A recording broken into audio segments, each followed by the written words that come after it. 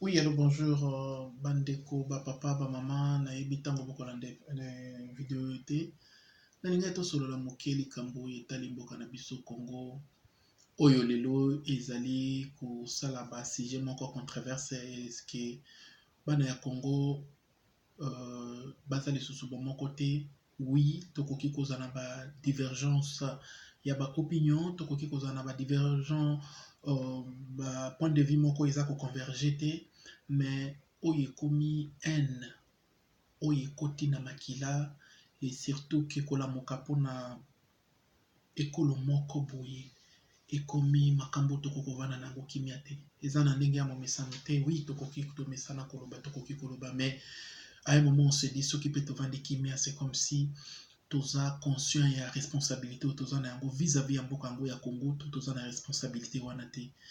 Ezosala mpasi mingi kotala na kati ya mikolo oyo na kati ya menu du jour sur le repas des Congolais, toza komona ete bilei moko ya sika oyo ebimi mikolo ekomi boma moluba tika nyoka. Nazoyeba te bana ya Congo ntango toza koluka ko encourager ba pratique ya ndenge wana, tozo koluka mboka oyo ya Congo ezala bomoko to mboka ya Congo ezala ya kokabwana. Ezopesa mpasi mingi ya komona ke ba leader d'opinion, ya komona ke bato ya bwana, bato pe ya mayele o baza considéré responsable et que bazali atako balobi yango tout oteme na coulisse baza ko encourager ba pratique wana. Na yango bana ya Congo boyeba ke danger oyo eza ko gete biso. En tout cas, eza eloko il faut que toluka tokima yango to éteindre moto le plus tôt possible. Parce que moto oyo etumbaka ndako ezali kaka oyo epelaka na nzete ya limete. Epelaka nango ya munene te. Alors, c'est pour dire ceci bandeko. Nayebi te makanisi oyo ba pratique oyo ya Moyen-Âge oyo. Ce sont des pratiques, des vieilles pratiques de Moyen-Âge qui doivent être encore revues à ce 21e siècle. Et c'est étonnant qu'aujourd'hui nous parlons tribalisme.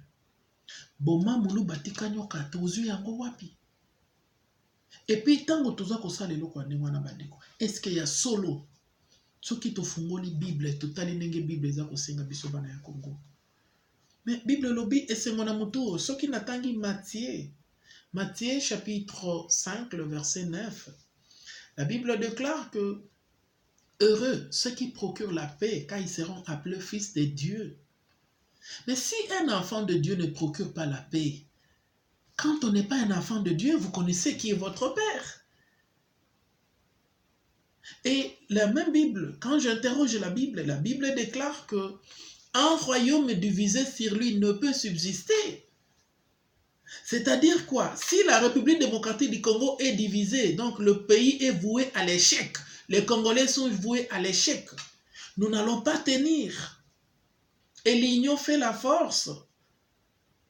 Le boko moko esukola kelongite ndenge tolobaka.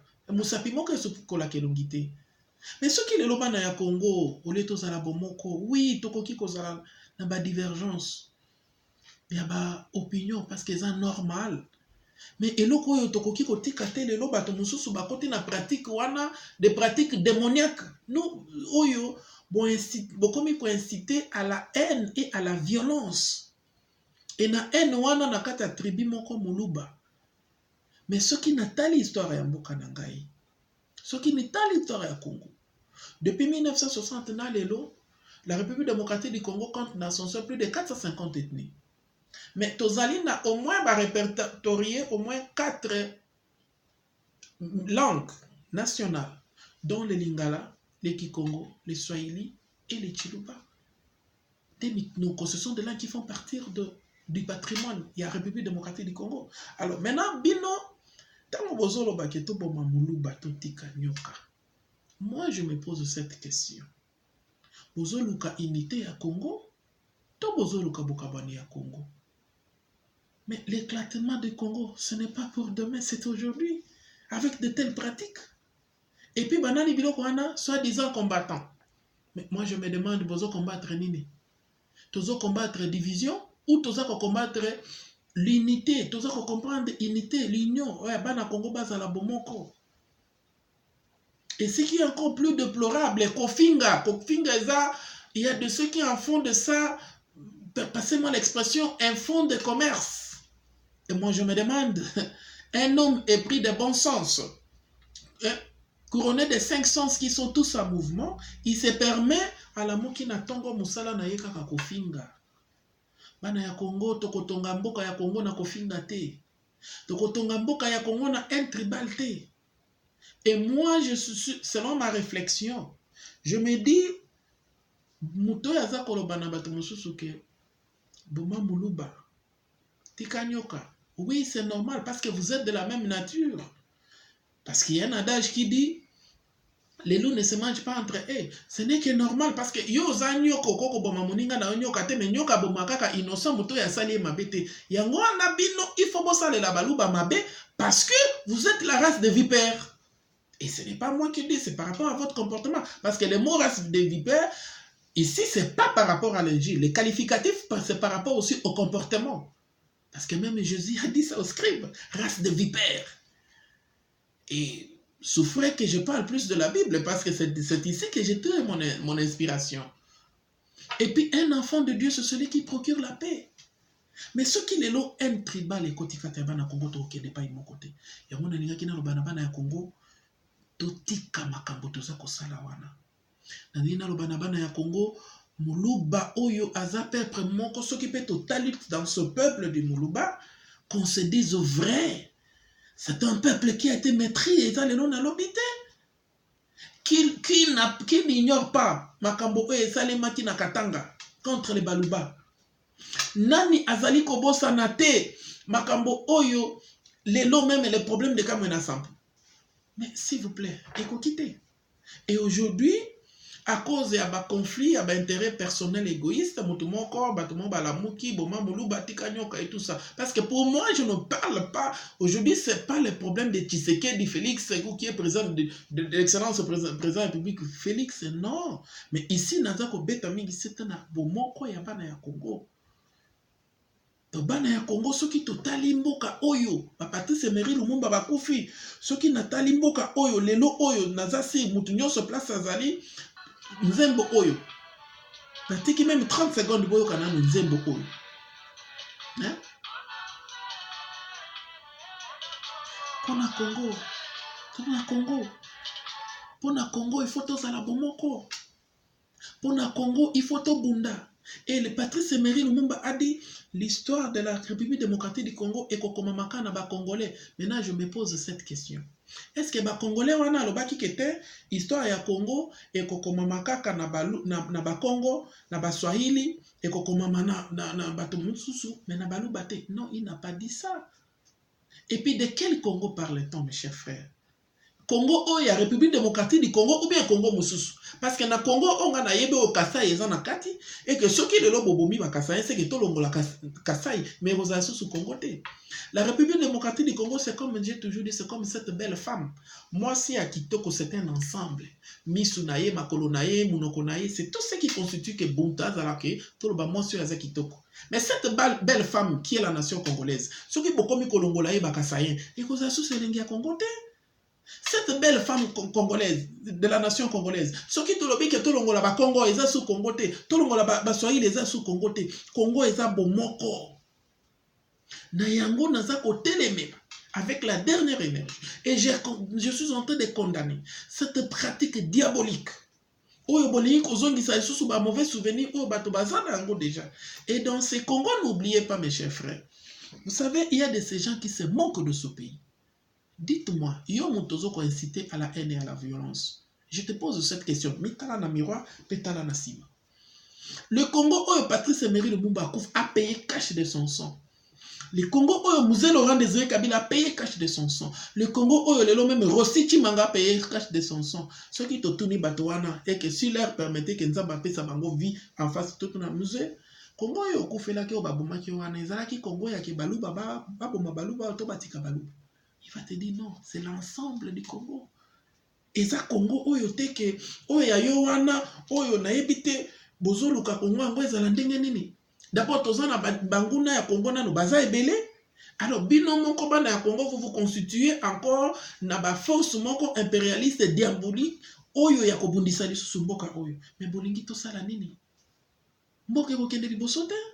Et puis ya mibale, ceux qui font des injures un fonds de commerce. Et ça pratiquement inadmissible. Inadmissible que papa moko boye olamu ki musala no mi pesa na ba réseaux sociaux ezanango à la portée à tout le monde au finga kakabat. Et vous vous permettez d'insulter. J'ai suivi même dans l'émission moko quelqu'un qui se permet même d'insulter une maman. Et je n'ai pas honte, il faut oser. Lequel qui touche le nom même de la veuve de Saint-Tshisekedi. Et à son âme. Excusez-moi. Moi, l'éducation bazoa, baïbi sangai. Si tu veux vivre longtemps sur la terre, honore ton père et ta mère. Parmi les conditions pour vivre longtemps. Et, nanenge baboti nangape bakoli sangai, bayebi sakanga mwasi nyonso aza liboso na yo, aza mama, mobali nyonso aza élevé, aza papa, oyo nyonso aza mukolo na yo aza yaya. Alors, tango yo o se permettre, tango midi poka musala noka kofinga kabatu na kati ya télévision. Ole ya ko consolider, même Bible za koloba ke maloba na bino ezala na, c'est-à-dire saisonner na grâce na makambo ya malamu. Et yo musala na yo kaka kofinga. Tozo ko éduquer bana ndenge nini. Et que ndenge na vandi boye, bana nanga baladi, ah papa, mais yo ebisaka biso kofinga te. Mais yo moko leka ki na télévision zo finga batu. Excusez-moi. Donc, je vais une chose et en même temps son contraire. Ce qui est tout à fait absurde. Et puis, nous avons dit le sous le Cambo, oyo naza koloba ya baluba, pande konanga ya Congo. Peuple muluba oyo, aza peuple, aza na droit ya vie. Pour na yoka ba prophète ya Congo, oh baloba ki muluba, akokoma mokozite. Mes chers frères, vous vous trompez. Dites-moi, vous savez, lisez la Bible. Jacques chapitre 1er, le verset 20. La Bible déclare ceci. La colère de l'homme n'accomplit pas la volonté de Dieu. S'il vous plaît. Vous pensez que ceux qui viennent au Bosili, que les peuples balou, ben on ne peut pas retomber la bamota pe sa bombe cosité. Mais vous vous trompez, mes chers frères. Vous vous trompez. Destin ya Congo et Ezan na kati ya maboko ya bana Congo, certes, mais d'abord à l'Éternel. Et pour nous qui croyons en Dieu, je dis bien au Dieu d'Israël, nous savons que nous, c'est ça les macasserons, la volonté de Dieu. Et sa volonté à nous tout est. Yo kanisi soko seli keli balu bande nzamba ko élever peuple wanate. Bino kanisi soko seli keli balu bande, il doit être rayé de la carte du monde. Mais non. Non là. Ceux qui croient en Dieu, je le sais. Que les vrais balouba qui croient en Dieu savent que leur vie est cachée en Jésus. Jésus-Christ est en Dieu. Et puis, les lots, oui, qu'on se le dise, le destin de hasard n'existe pas. Donc, si Moulou Baza élevé n'a pouvoir, alors, bon, dis Mayango. Parce que je vais vous montrer quelque chose. Botalana, si vous appelez ça le hasard du destin, dites-moi, le premier président de l'ère de Sazakina, Azaraki Kassabou, il était où? Du Bas-Congo. Ça dit quelque part de l'ouest du Congo. Président Ami Balé, Ayeya Mongala. Ceux qui sont aux Équateur, ils sont pratiquement sur la partie nord, c'est la RDC. Ce qu'on a Bossani, Katambo, qu'on a raté, mais je sais que c'est ça. Troisième président, Mouze Azamouté à sud du Katanga. Le quatrième président sortant, Joseph, qui est encore le Moussa Ilifon est katangais. Maintenant, dites-moi, le cinquième président de la République démocratique du Congo, c'est qui doit venir du centre. Est-ce que vous comprenez Yamoté? Pour ce que ce soit la terre, c'est comme qui dira, bah Congo baleki na bokonzi, bah Swahili baleki na bokonzi, et comment je vais encore dire, bah Congo baleki, bah Swahili baleki, bah Ngala baleki, et maintenant et tikali baluba baleka. C'est comme ça. Après baluba, oh, on va permettre bakoleka. Moi, je suis contre Wanduko wapenzi nini. Tuku na fia nini, tuku tupaka mutu moya. Panda betu baya. E bitu ka yebis. Bitu ka bisans. Tutu kemba kushebe ya bantu bachi. Na shabe ni mimi na bana babaluba. Kuyendanga na chi. Muntu ta la muke tupaka hivi tuanze kuchambula watu. Uko natambula tupaka watu hivi tu. Uko tu es comment? Ce qui total il est le même na makambo ya politique ya mboka. Toyo kakasoni tozo attend ya kotalana. Moi je ne suis pas de l'IDPS. Je ne défends même pas l'IDPS. Mais dans les tozo la réaliste de l'histoire ya mboka na biso ya Congo. Ata mboka ngo ya IDPS wana soki totali makambo wana. Soki totali depuis Sun City. Mais IDPS a perdaki place ya vice-président c'est encore revenu dans les Etienne Tshisekedi. Mais quelque part, n'ayant pas honte de faire aux yeux, il n'a pas été soutenu. Et place na yango ba pesa ki Arthur Zaïdi Ngoma. Ceux qui tozongi na 2006, ceux qui MLC a soutenu qui parce qu'ils ont histoire en boka na biso tozo courage à kotala na peto lobela na ba vérité. Ceux qui MLC a soutenu qui IDPS, c'est qu'il allait passer. C'est que to comme en 2011. Non, disons qu'est-ce que j'ai dit, l'IDPS a soutenu qui l'MLCT. Les deux. C'est que comme en 2011 l'MLC a sali qui na IDPS. Mais ce qui total na nyonso wana tokende pai tozonge pai moto na moto bokomona ke en d'autres termes même kati ya ba parti politique et ça n'est pas règlement de compte pas ça qu'on se régler entre eux et puis en d'autres termes ce qui peut total wana eza ko singa ete eza ko lakisa ke bana ya Congo baza ko sala choix na moto oyo balingi et que lelo ce qui choisit c'est porter c'est Félix ce qui ngana lingi kima ya mboka nanga ba OK oui na lobité ka za na droit ya moto nyonso za droit ko revendiquer même moi j'ai le droit de contester Félix mais eza na makambo musu na ko contester na voix nini na voix oyo eza légal ya ko finga te ya ko boma te ya boka vanité na yango lelo nazolinga kosenga na bato oyo bazo koloba koluka kokabola mboka ya Congo. Je me souviens Vital Kamerhe, je me souviens Moïse Katumbi, je me souviens encore l'actuel président Félix Tshisekedi. Mais basala ke lo moko bazo benga ngo pasi na yo pasi nanga pasi nange pasi na mono pasi na bis comment on dit chez nous muchiro pa jini chez nous on dit dikenga deba dikenga diani. C'est ce qui avait été dit. Est-ce que bozo bosa na makabwana? Mais les lots oyo komi kozwa un insecte qu'il faut facilement pulvériser.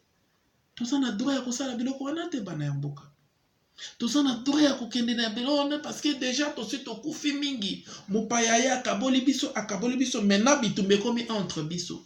Pendant ces élections oyo ce qui me l'a dit bien na bandundu combien baluba babomi et combien même na niveau ya poto ba oyo bakokende kosomba biloko epa bato te parce que baza baluba bayokanaka na bango te.